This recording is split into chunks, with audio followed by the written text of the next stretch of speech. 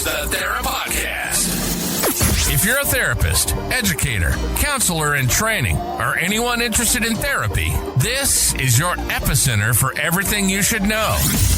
There are so many people in the world going through extreme mental and emotional issues, and we want to spotlight all the things we believe that work and the things that don't.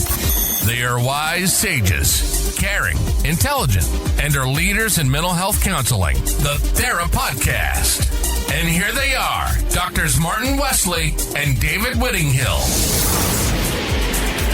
Welcome to the Thera Podcast. This is Dr. Martin Wesley. I appreciate everyone being here. And yes, our co-host, Dr.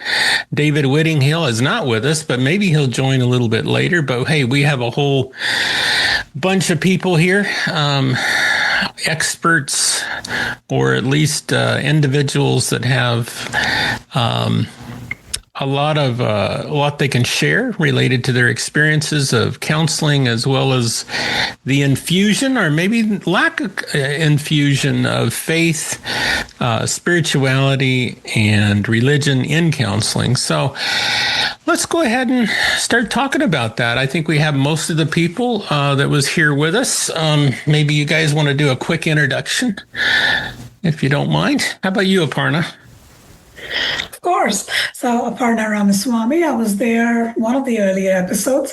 Not sure it's the one right before this. So I'm a counselor educator. And then before, in an earlier profession, I'm identified as a dancer, dance educator, researcher, yoga meditator, and a lifelong student of spirituality and religion and healing. So very few fields I've not gone into. So if you want me to popcorn it over to someone else, Marty, I can. Yeah, go for it. So Matt? Thank you, Aparna. My name is Matt Buckley, and I've been a counselor, educator, supervisor for over 30 years. I've also been a licensed professional counselor, licensed clinical mental health counselor, depending upon the states that I'm licensed in, for about 33 years. And I appreciate the opportunity to talk about this topic. It's an area very close to me. So I will turn it over to Craig. Yeah, thanks, Matt, and greetings, everyone. I could almost just say ditto what Matt said, because we pretty much are contemporaries in the field, 30 plus years as a counselor educator, and upper 30s now as a professional counselor. And I feel incredibly blessed to be able to wander around in a world where I get paid to think about the kinds of things that we're talking about today. It's such a gift. And so very grateful to be with you and look forward to this conversation. I'll turn things over to David. Thank you. And hello, everybody. I'm David Walther. And for the last 5 years, I've served as affiliate faculty at the Family Institute at Northwestern University in a counselor educator role. And since 1999, I've been on staff at a large church here in Arizona. And I currently am the pastor of counseling. I oversee a large church-based counseling center where we're very involved in integration, and just love talking about this stuff. So thanks again for the invitation. No, thank you guys. So let me just open it up. I guess, many counselors have clients who may ask for prayer, may ask for scripture or some kind of meditation, or even talk about, should they forgive or not forgive, or other spiritual type practices. When are these appropriate and when do they cross the line? I don't know. Maybe I'll start it out that way. I'll go ahead and start in my response, Marty. I love this response because my first teaching position out of my doctoral program was at Delta State University in the Mississippi Delta, and there's, right in the midst of the Bible Belt, and I engaged with my students, we had kind of like talked around the periphery of spirituality, religion, as a cultural issue. But in working with my clients in a private practice that I had developed, it was a very common thing for clients to say upon the initiation of counseling relationship, "Are you a Christian?" Right. And I depending upon, I guess, how I was feeling that day, I might say, "Well, will a Mormon do?" Or let's talk about why that matters to you. And so that became kind of the process that I engaged in, and really, because I feel myself being very client-centered, really wanting to make sure that informed consent was around. Look, this is a get-to-know-you kind of session. If it doesn't feel like this doesn't feel like a good match for you, I don't take it personally. I would refer you to someone else. But in my interactions with clients, there would be instances where they would talk about their struggles, and I know I'm kind of like reducing this without any specifics, but there would be times where I would say, "So what do you think God thinks about that?" Mm-hmm.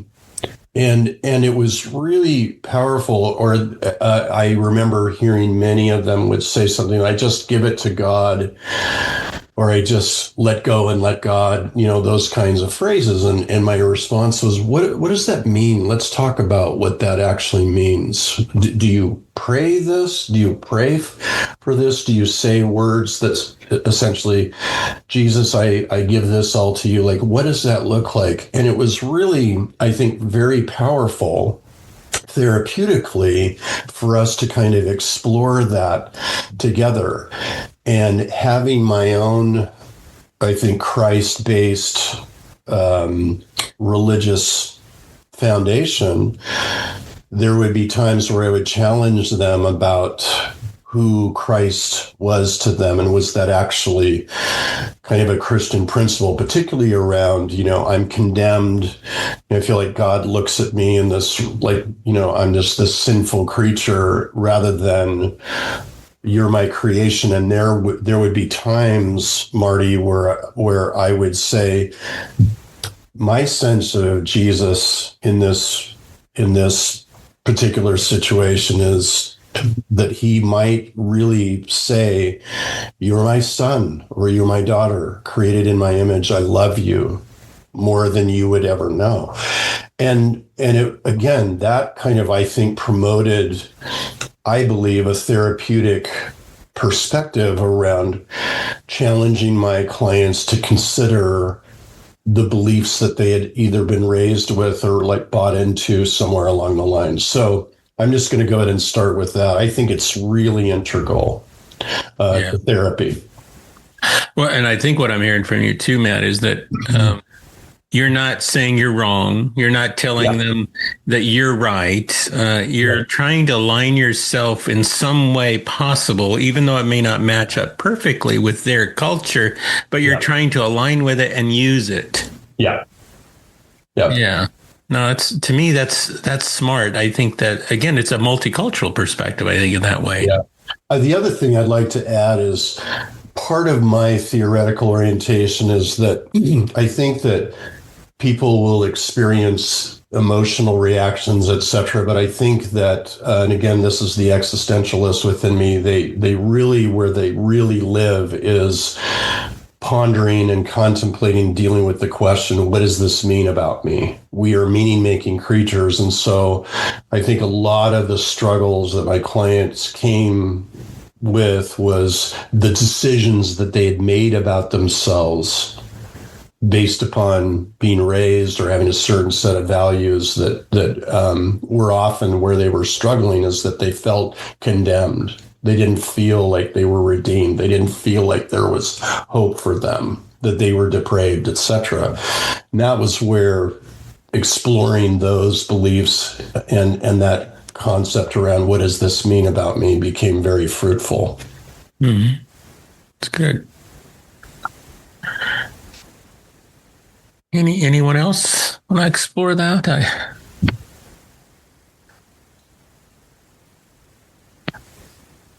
Yeah, well, specifically, let's say, for instance, in that case, Matt, I mean, what if they, again, it sounded like they're probably coming from that Bible Belt evangelical perspective. They're eliciting counseling from you. You don't match up perfectly with them in that way, especially coming from more the Mormon perspective, LDS, and but yet still having sort of a base to work with. You still know the stories. You still have some of the same scriptures and things, so you can probably work from that. But what if how does it go further? What if they're asking for, let's say, will you pray with me? Or, something along that line. And it could be, I'm glad Aparna is here too, what if it actually is, there's a very big difference in the cultural background. How do you match with that? Yeah, I think it's a great question. For me, there were times with some clients in some contexts where I would actually say at the end of a session, I'm praying for you. And the prayer, I didn't have to get into, I invoke the name of Jesus Christ or whatever that is. But I think for me, in my sort of like praying in my heart, my mind, like the communication was meant to be, your story means something to me. Right. I'm pulling for you. I'm doing my own sort of, thought about you. And I just want to let you know that's meaningful to me. I think that was, and we would discuss that sometimes, but I never really had anybody actually say, can we start with a word of prayer or end with a word of prayer? But I also had some of my clients say, I'm glad you're Mormon. Like, I'm glad that you're not part of what I am typically exposed to, because I feel like I can get, a different kind of perspective. Like, they actually appreciated that, or wasn't part of the Delta, the Mississippi Delta. They appreciated that outsider perspective. So, yeah, appreciate that. Yeah, go ahead, Aparna. Yeah. This is one of the things that draws me to conversations like this, as we recognize in each other that desire to help. And we have some amount of understanding and varying amounts of competencies and confidence in reaching across the aisles, if you will, in finding the transdisciplinary, the trans-ethnic, trans-religious, transnational language of human spirit. And yet we all live in a body that can be perceived as divisive. But what I'm thinking here, Marty, is I probably would think it's very unlikely if there is a client who looks Indian like me, who's brown skin, it's very unlikely they would go to Matt Buckley or to Martin or to Craig or David and say, would you pray with me, unless they identify with this Christian ideology. There would be a presupposition that Craig looks like a white man. And he might be Christian, unless there are things in his room that says otherwise, or there's other frames of references. So that very question would only come when the client perceives cultural sensitivity and cultural inclusivity.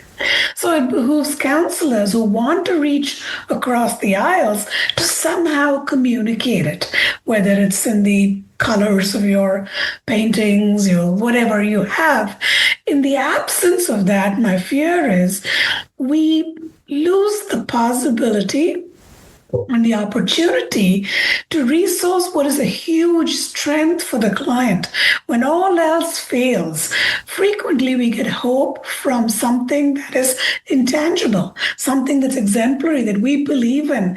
And it's not immediately relevant what we call that entity. As long as we understand there's more than one ways to know that divinity or that sanctity. So my experience with clients who have wanted to dip into spirituality has usually come because they know me as a meditator. So they will frequently say, I'm scattered all over. Can we just start with the meditation? Can I ground myself? If they're dysregulated, emotionally dysregulated, they come in and they're talking about so many things that they don't even know where to go in. I frequently will start my session with say, okay, let's kind of leave that exterior, all those triggers, ground yourself. What's coming up for you? That allows them to start with not so much the questions that may be popping up like pop-up windows, but more like what is truly relevant for them. And my desire for conversations like this and other podcasts that you and the other folks do is finding that language, the dialect by which counselors who want to reach across the aisles, not to proselytize, not to convert, but more to say, I want to help you because I think I recognize what you call by whatever name. I recognize that spirit, that spirituality, and how do we create the dialect, the language, and shared experiences? Because there's not been very many conversations I've had with people who identify as religious, maybe even theistic in whatever way, that somehow they don't find that spirituality in it. Mm-hmm. I hope that's making sense. No, it does. Yeah, in fact, I think one thing that you brought up, the idea of that they wouldn't ask for prayer, I think was really hit me too, because sometimes it's the counselor who might initiate that.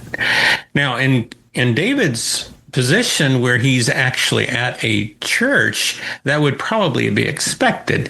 But a person that just has their own clinic, for example, and almost imposing values or imposing these type belief systems, without the client's permission ahead of time, in a sense, even outside of a informed consent, I would think could be quite an imposition, almost, I could see almost being harmful, especially to the relationship, especially if they're, like you say, have a last name of Ramaswamy that may, at least has the appearance of being quite different than the traditional evangelical church. Yeah, one thing I appreciate about the conversation so far is that it's really being cast under the multicultural. That's really helpful when I'm with groups of people like counselor educators, because I, then have the opportunity to talk about my practice from the standpoint of it not being under the multicultural banner, but actually a subculture within that as well. So it's true that it's a church-based practice, and it's well known in the community. And so the expectation, if people are self-selecting in, is that, this is a Christian counseling center, whatever their definition of Christianity is. And I can expect that they're going to meet whatever my requirements are, however I see Christianity. So for many people, that would mean, of course, I would expect that they would open in prayer, we would close in prayer, we would be telling about the scripture and that sort of thing. So, to the question of, what if a client asks for prayer? I would say that frequently, in sessions that happens. It may not be as frequently as you think, though. I'm going to just guess it's maybe 50% of the time. But this is also after, of course, there is an informed consent process. There's a lengthy questionnaire, before the client ever comes in. that has all sorts of questions about not only their faith, but, everything else you would expect from a clinical practice.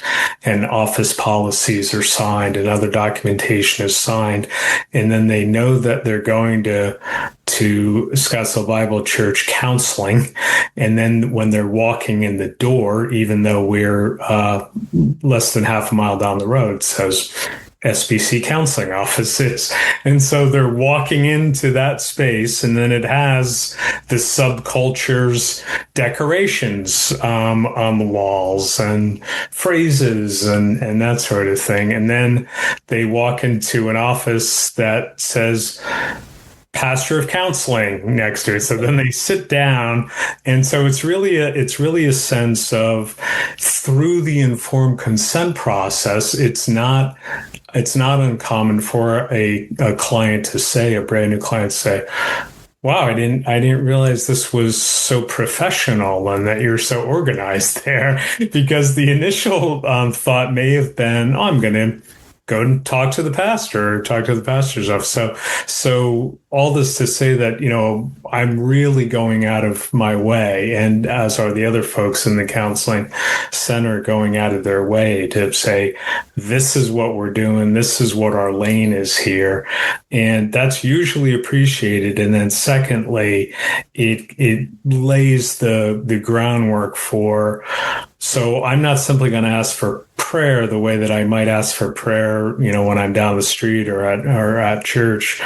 But I'm starting to understand a little bit about the therapeutic process if I've never experienced that before. And so when a client asks for prayer with all of that laid down, then it really gives an opportunity to ask the question, why would that be important to you? Or what is it specifically that you're wanting prayer for? Do you mean that you would like to open us in prayer, or you're wanting me to open us up in prayer? And if so, why do you want me to open up as opposed to you opening up? So there's that kind of so the therapeutic language now enters in without it seeming shocking or disorienting. And it's also, in many cases, wonderful because the client now is like, okay, so I guess it's okay to talk about anything in here and even this, huh? Okay. And so it removes our subculture. I'm talking about my subculture's thing now of like a perfunctory, someone's going to open up in prayer, somebody's going to close in prayer. It may not, be really connecting with the Lord, but it's just kind of a perfunctory thing that we do. So that in that creates its own set of challenges, just even the way that we're talking about prayer and understanding prayer. Yeah. Appreciate that. Martin, when you first framed the question, you asked it as, what do you do when a client says, would you pray with me? And the question I hear more often is, would you pray for me? Mm-hmm. And it's a question kind of, but it is a right now, would you pray for me? And somewhere along the way, I had a spontaneous response to a client of saying, I already have. I have been praying for you. And I find that such a profound response because it's not just this 50 minutes that we sit together, right? And the reality is I pray before every session, right? I pray for the client. I pray for me. I pray for groundedness. I pray for presence. I pray for the divine to be in the mix of whatever is happening and for me not to try too hard because I am very capable of squeezing the divine out of the process with my ego. But I find that clients really, they sit back a little bit when they hear that. You already have, several times actually. And they say, well, would you pray for me now? Right. And then that's where it, I, unlike David, I do sort of, I identify as Christian, but I sort of think of myself as I don't really like the language, but quote unquote secular counselor. And when there's a request for prayer, I usually what others have said, that's so important to you. And can you tell me a little bit about what you're hoping for in that sort of sort of almost psychodynamic. I'm not going to answer your question I'm going to answer your question with a question kind of thing. But it does lead to some really rich processing. And what I have landed on is that there's not a really good answer to that question, because my head tells me that it can blur the roles. It can blur the boundaries. It can call in transference from the client as to who I am in their life. It's fraught with lots of difficulties, and that's what my head tells me. But I have had moments where, probably a year ago or so, I had a client say, "Can I pray? Can I pray to end our session?" And I said, "Absolutely." And she began to pray this beautiful prayer, and then she did this thing. Some of you who have been in some religious communities will recognize. She just stopped praying, but she didn't close the prayer. And there was an expectation that then I was going to pick up and close the prayer. And I sat there for a moment and paused, and I finished the prayer because my heart told me to finish the prayer, right? It said it would be so deeply dishonoring right now of this person to say, "Oh, I'm amen." I'm not going to pray for you. And so it really, I think, is a complex dynamic. And, part of what happens is, what do we do when that happens in a first session and we don't really know the client and they don't really know us? I had been seeing this woman for 6 or 7 months, right? We had a great therapeutic relationship. And spirituality was very much integrated into the conversations. Trauma survivor, working through trauma, trying to make out of the masculine god that she had been handed when all of her perpetrators were men, and trying to figure out how to navigate that. Having a male identified therapist, right? Just so much beauty in that process. So I just think it's a little bit messy, and there's room to do it imperfectly. And where we make mistakes, we can make repairs. But I've sort of let go a bit of my hard and fast. For a while, I had that hard and fast. No, I won't pray for a client in session because of all the problems that I mentioned earlier. But I've softened on that a bit, and I think there's room for that. And so it's discernment, right? It can't be. Yeah. It's not about me. It can't be about me. It's got to be what seems like it will be the most helpful in that moment to the client. And sometimes I'm wrong about that, right? So, yeah. You make a good point, Craig, because, here I am. I'm the skeptic again in the room. And I mean, I look at the evidence of prayer, and to me, there's zero evidence that it makes any difference whatsoever. In fact, in some evidence actually says that it does harm for some people. But yes, is there a cultural aspect? Is there like you say, are they trying to connect with me and maybe a transcendence in a sense to others and to this experience, and it's meaningful to them? Yes, I'll do whatever it takes to help them, in that way. So yes, I would be willing to do the same. Do I think it, then there's the head part of me that's saying, "Oh, this is nonsense. What am I doing?" But I'm willing to do whatever it takes to help my client in that way. Even if it's like something that like ritualized, responsive reading, I'm willing to do whatever it takes if that's helpful and that sort of joins with them and their culture. That's okay. Marty, I wanted to make a quick comment. I really appreciated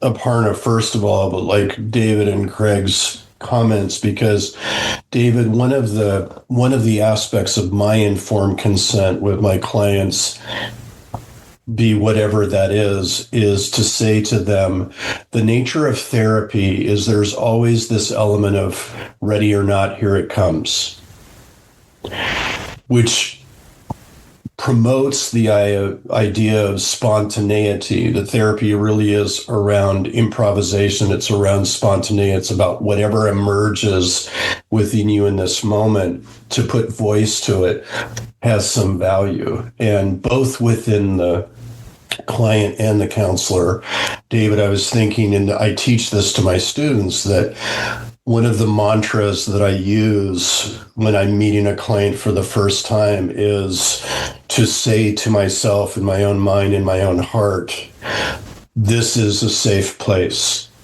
This is a place where you can be whoever you are and whatever emerges within you in the moment, and have it be valued and respected.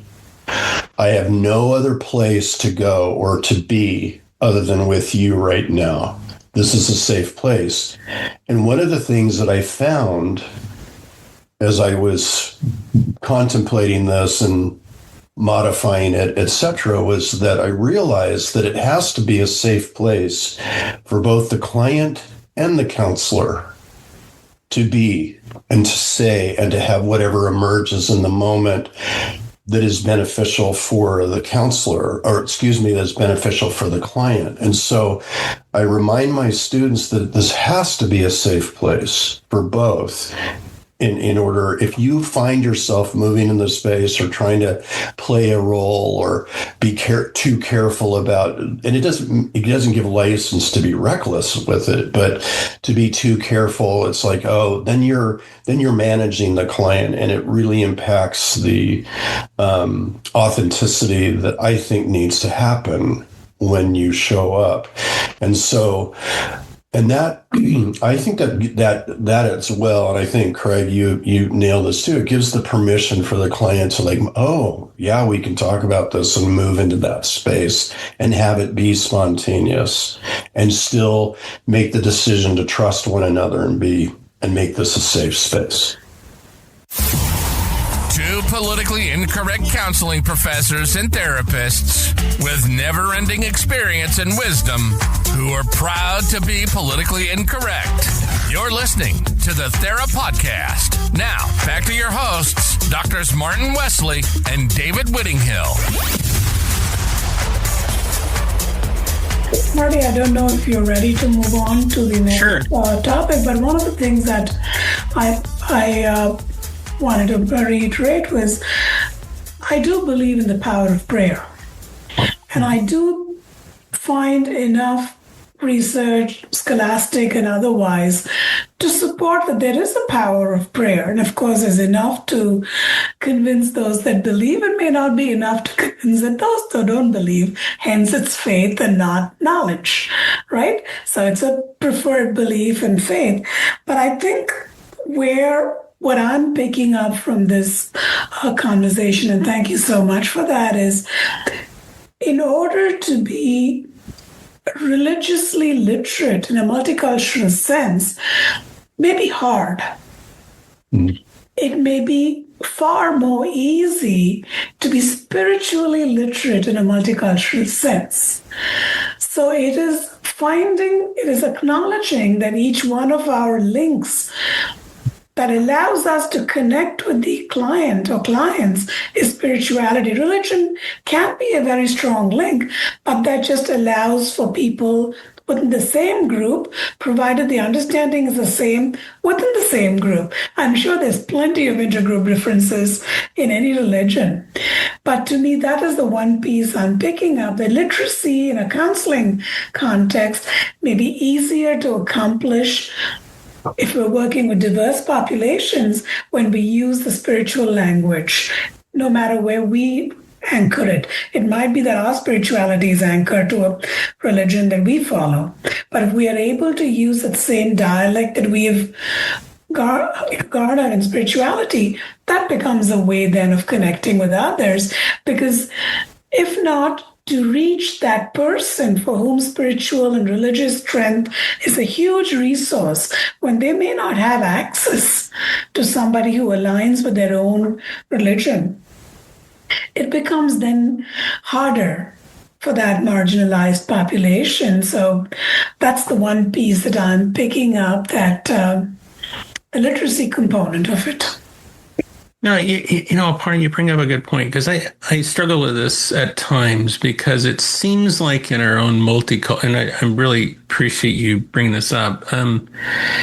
Sometimes in a multicultural perspective, we often talk like, for one, it seems like we stereotype people unbelievably in our own classes, and we do more harm than good in sometimes our multicultural classes. But that's beside the point. The issue is shouldn't we be focused on the sameness in many ways, that we all hurt, we all are in pain, we all need to, and I guess that's a deeply spiritual thing too, that's common humanity, rather than always being, like you say, literate in a sense where I cannot understand everyone's religion and every aspect of all cultures out there, but I can still go to that basic humanity that I'm a father, you're a father. I have had bouts in my life where I really struggled, and now you're in one of those areas, and I think we can bond in that way. And I think that's a deeply spiritual,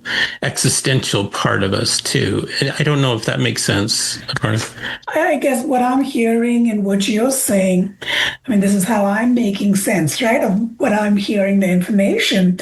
I might use the word humanness and not sameness. That's saying that we have a humanness to our experiences. And a large part of how I personally make sense of my human experience is what I call spirituality. It's resourcing my identities. What do my scriptures, and there's not one like many other religions, what do my scriptures tell me that guide this constant dissonance between what scripture A might say and scripture B might say? So a large part of our religious tradition is reconciling those pieces that make the most sense to you in any given particular instance. So my tradition requires me to determine what is mine to do in this particular circumstance. So that is what we call a dharma. I know different religions call dharma in different ways. And that to me is spirituality, right? So when we are able to discern that same discernment would probably work in the client's dialect with whatever it is they are using. So when you say that common shared experience, how do I make sense of medical illness? How do I make sense of traumatic loss? How do I, knowing that I'm surrendering to an entity that is beyond me and then doubting, am I forgotten? So that shared space is where I think what you're referring to, Marty. And I think it's, yes, sure, that is kind of what we're aspiring to. Not so much that I come to this place using this route and therefore that's my only route. But I can help you figure out how to get to this place based on where you are, because I know how to work the stools of how do you come to this particular spot. So yeah, that's kind of what I'm hearing in what you're saying. Yeah. David, I am really curious about, let me go to some of the difficulties at times, if you don't mind, David.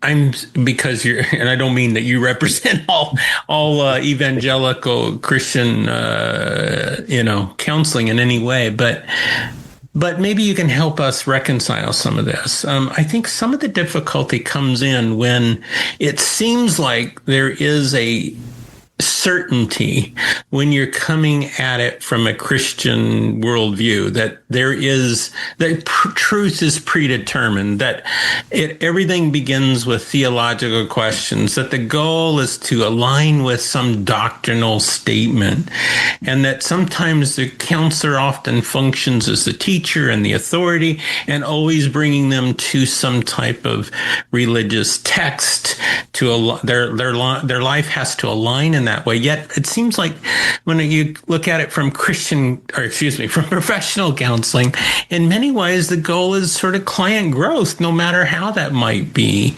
and what path it might take. And it's not necessarily aligning in that way. So how does a person of faith or Christian worldviews or religious views in general, how do they align with the Christian profession, but also are dealing with this kind of struggle, if you don't mind exploring that? Yeah. Well, I mean, what I do want to address the comments that Aparna made there, because I think it's really helpful to the original question of, if client asks for prayer or would you pray for me?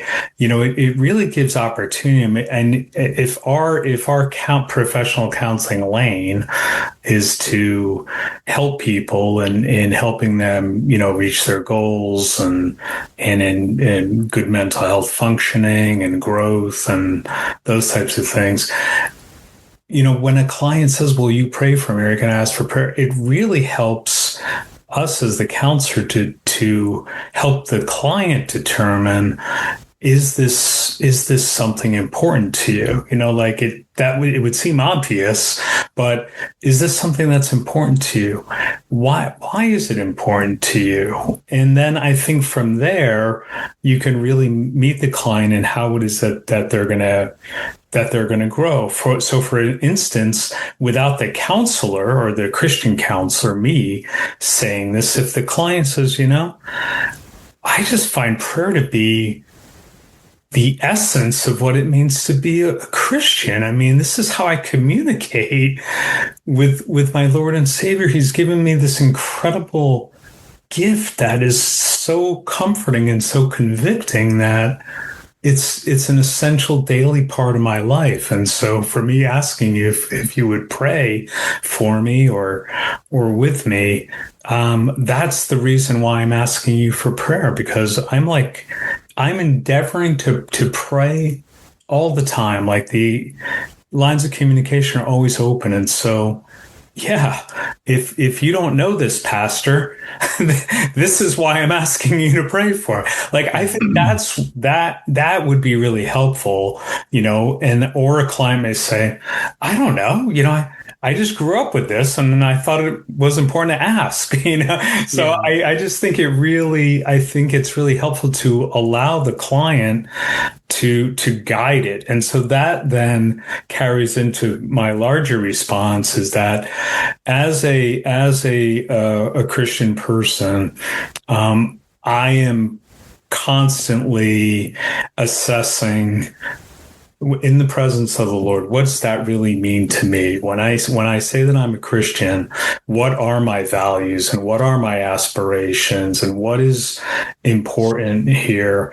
And I'm holding on to that. And I would like to think that over time continues to be solidified. And so there's an ongoing growth aspect of that. And within my convictions and within my values, I have a certainty personally about some tenets of the faith that I would die for them. I'm so certain about them.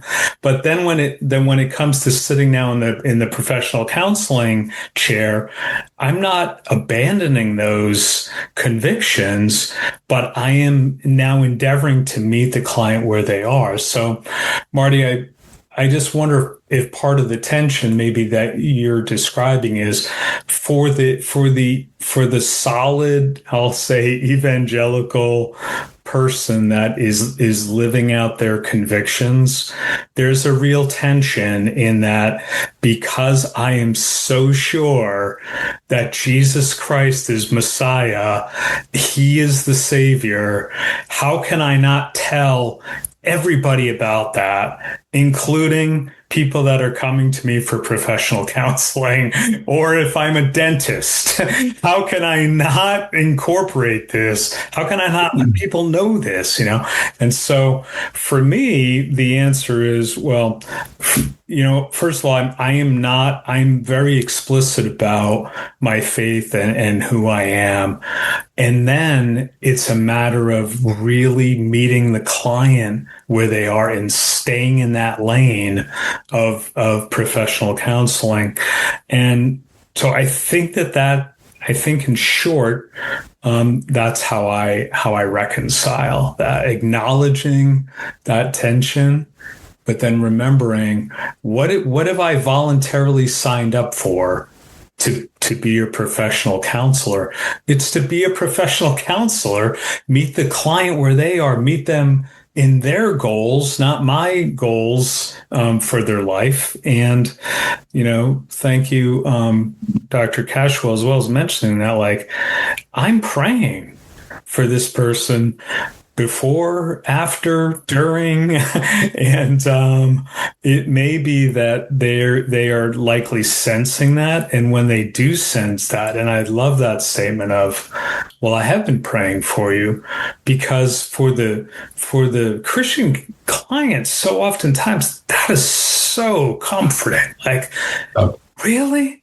you've been praying for me? And oh man, I mean, that just connects you and just provides such a comfort to the person. Yeah. For you, David, I see yours is so much entrenched from your practice now, especially entrenched in the informed consent, not only on the paperwork, but also probably, like you say, with these subcultures. You see the cross on the wall. You see so everyone should know, or there's a problem that what they're going to get in a sense. Now that as you're even talking, you're surprising them to realize it's more professional than they expected.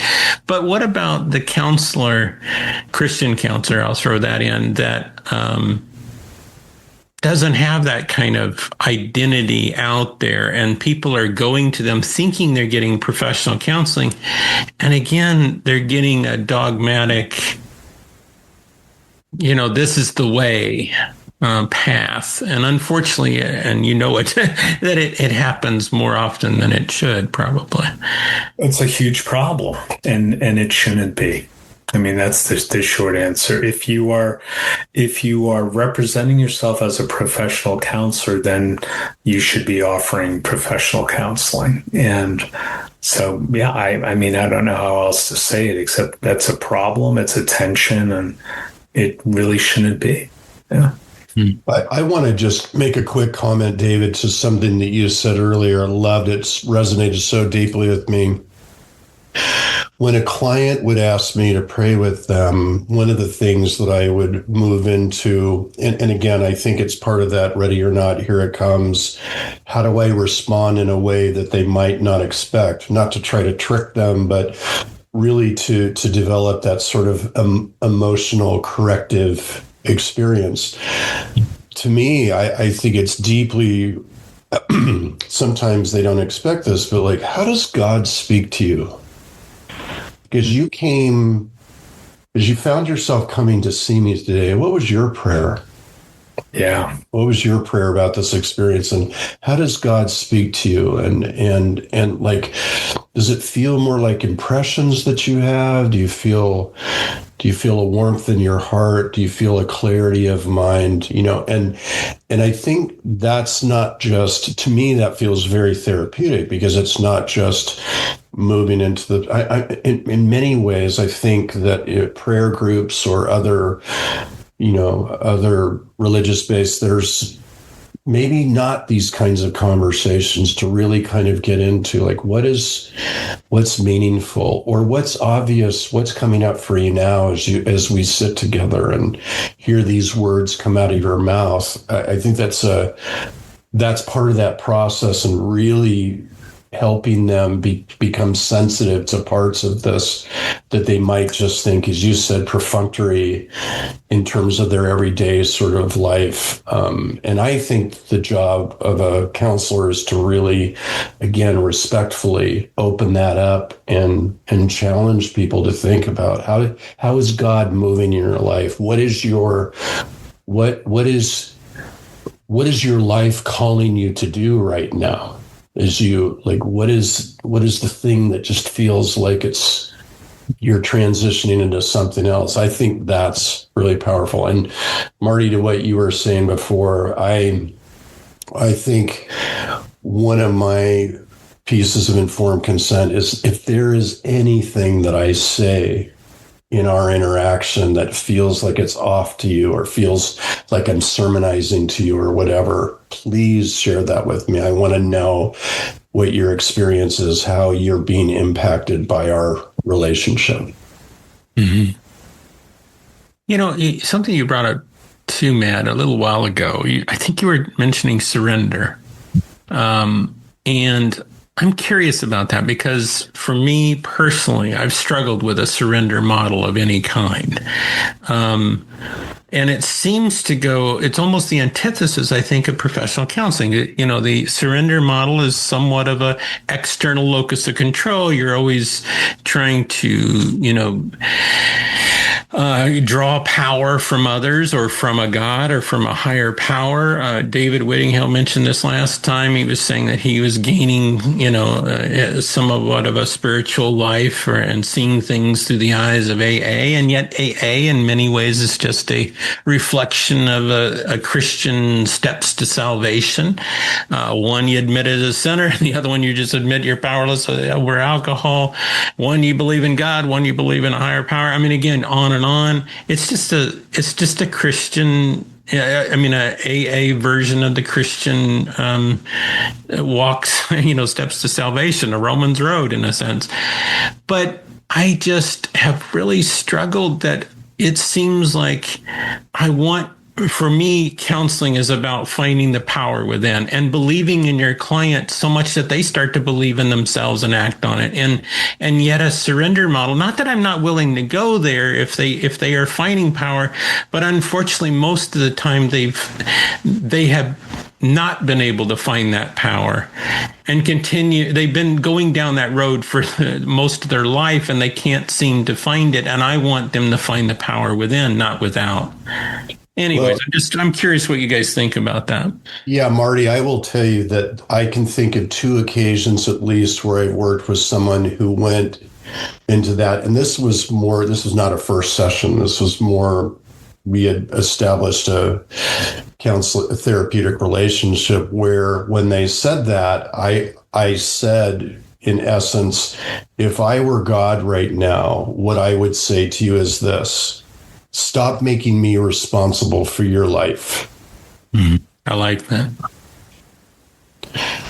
Because the challenge is because that hits me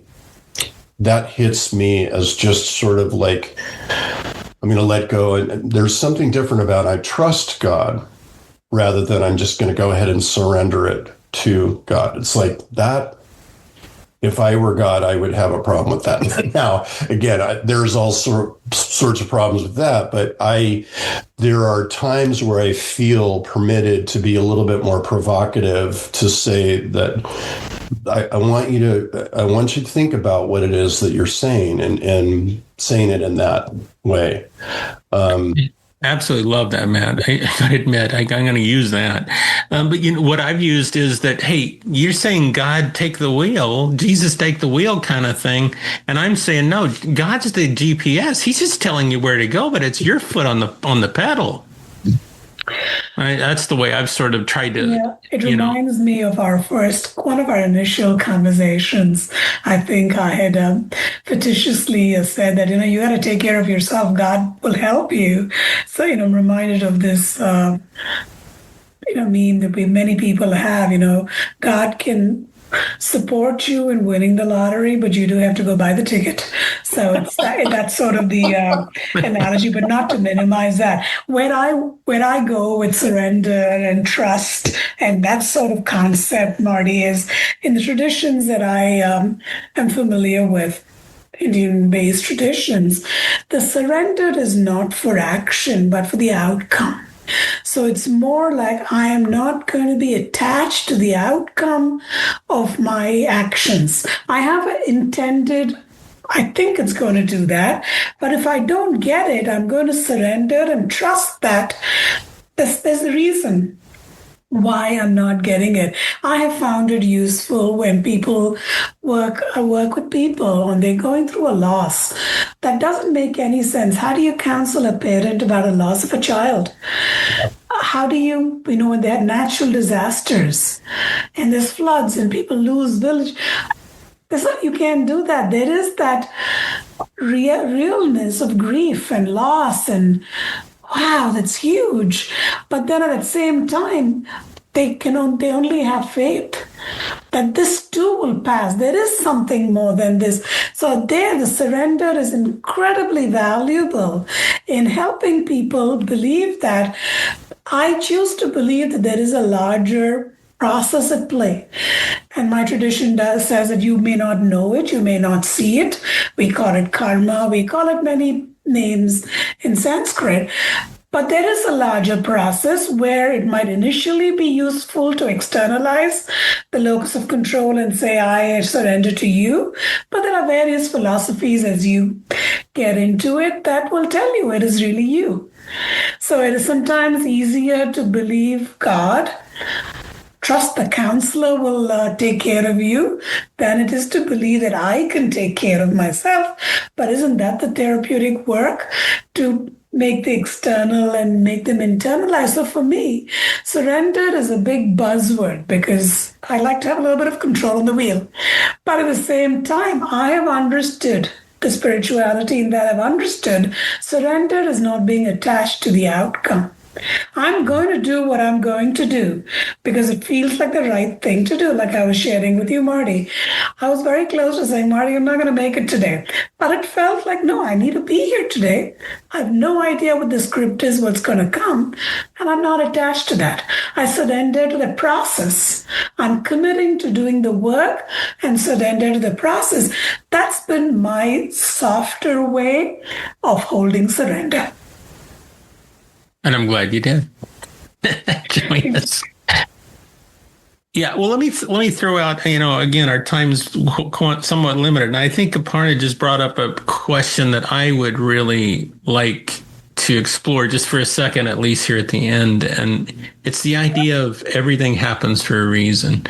I think there's a struggle with all of us and with every human being that, the problem of evil, in a sense. Like you say, this child dies and, there's the grief process and all, but then there's, again, sometimes these certainty individuals that feel like they have all the answers, feel like there's everything happens for a reason. They throw those statements out. And while I do believe we can find purpose in anything, even in horrible situations like a child dying, I don't believe that it was there for a reason. And I think that answering in those kind of ways, I think, does more harm to a relationship than anything. But anyway, I'm rather curious. Is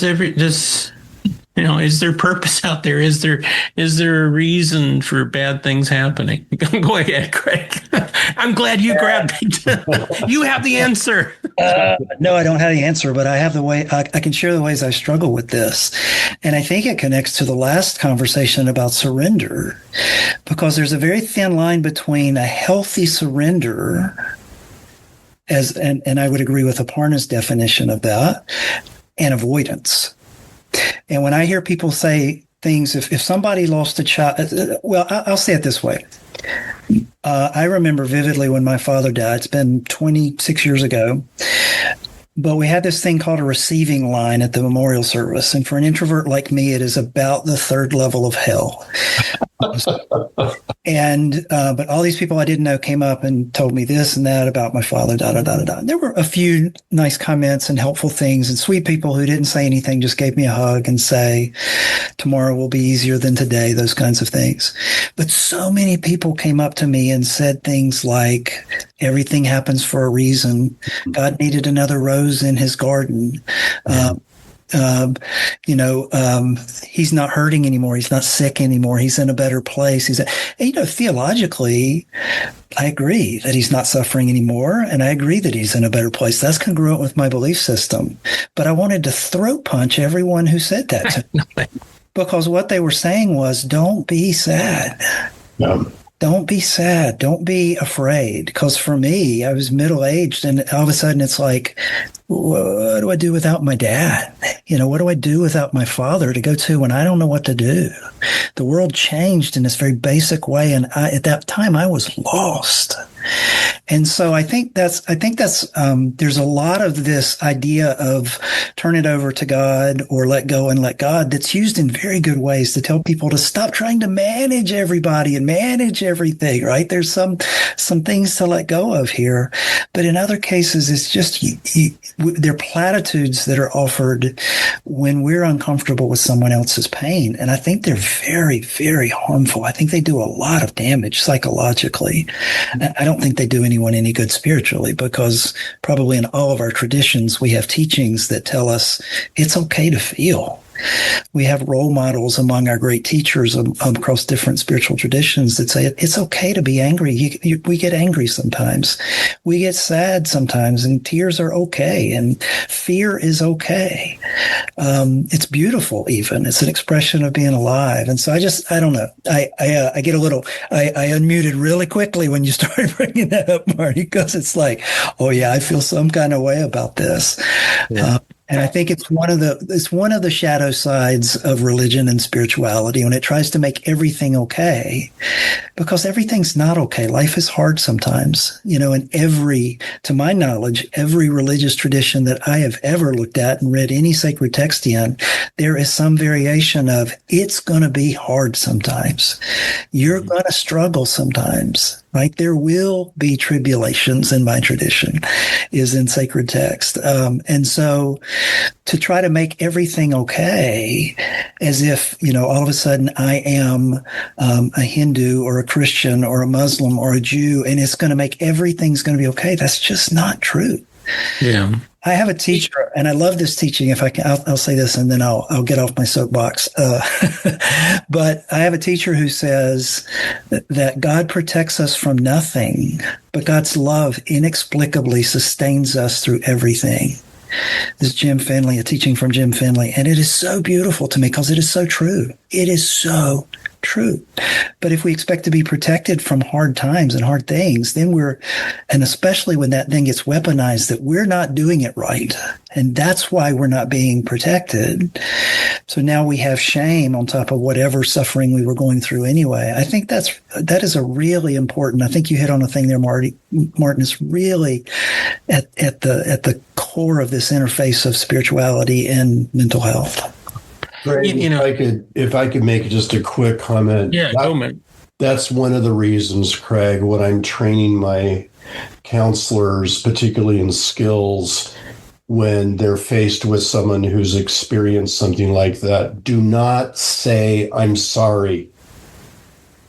Don't say that. It's a socialized response that we engage in. Be thoughtful about that. What are you sorry about? And what is your phrase, I'm sorry, what does that evoke within the client? And often it is the client, think about the socialized response. It's like, oh, it's okay. Or like you now are putting your client in a situation where they have to care after you too, rather than ooh, this is a gut punch for you, or this is so hard to just, again, that I just wanted to say, amen, Craig. No, I completely agree, Matt. And here's the other part of it is to me, it's the opposite end of it too. It's the praises.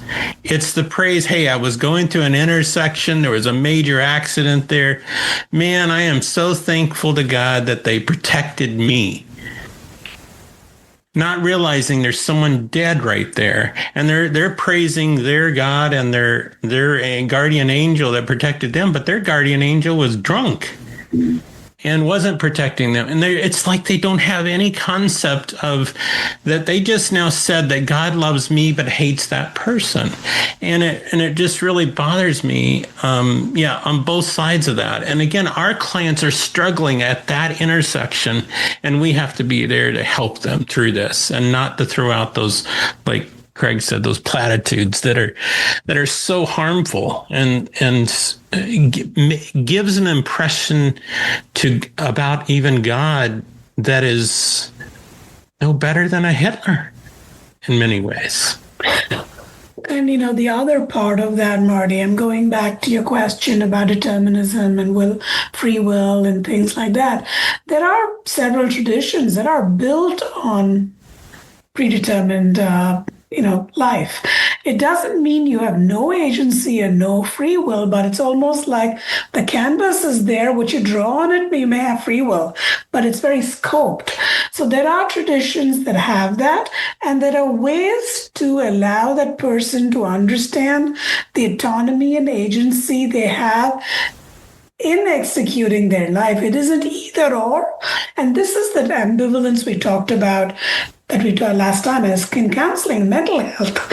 on one hand, we have these systems and traditions that we may believe some parts of it that don't align with other things we believe in. It is not which is true. They both may have truth in them at different points in life. And it's this neuroscientifically a desire to know one fixed thing so we can keep ourselves safe. But then being able to say, no, I can have two very varying things. I may not know the answer, and I know how to keep myself safe.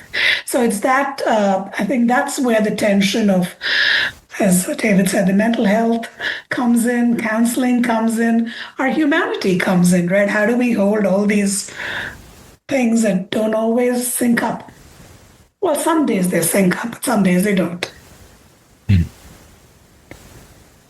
Well, guys, it's been over an hour now, I guess, that we've been talking, and I'd love to continue this conversation. I think we should. And one aspect I really want to talk about is related to training our counselors, counselor education. What kind of boundaries should we set in our profession related to spirituality and religion? For example, right now we're at a stage, and Matt, you probably know more than anyone because you're visiting as a KCREP visitor some of these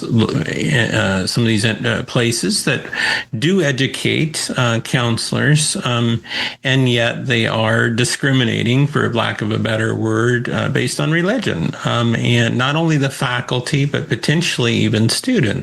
And I just want us to explore that. Should we, KCREP makes it clear that we shouldn't be discriminating, yet there are a good 40 to 50 institutions that are KCREP accredited that specifically do discriminate based on hiring practices as well as selection of students based on their religious views, religious practices, and so forth. So that's one area I want to explore, but at the same time, there's so much related to what we've been talking about in spirituality. But this, I think, comes to the core. And I would say also there's a secularism too that has its own dogma that we also maybe I think should explore too, where sometimes we're saying don't discriminate on one end based on religion, but they're discriminating based on religion in another way, a secular institution. So I think there's a double-edged sword here that we should explore. What do you guys think? Yeah, I think it's a reality that we, deal with. And I will just say from the KCREP side, Marty, just to validate what you're saying, when I go in and am part of a KCREP team, either as a chair or a team member, the program identifies themselves as part of a religious institution and Christ-centered, et cetera. Typically, it's Christian program that my antenna is up around, my radar is up around how heavily do they wear that?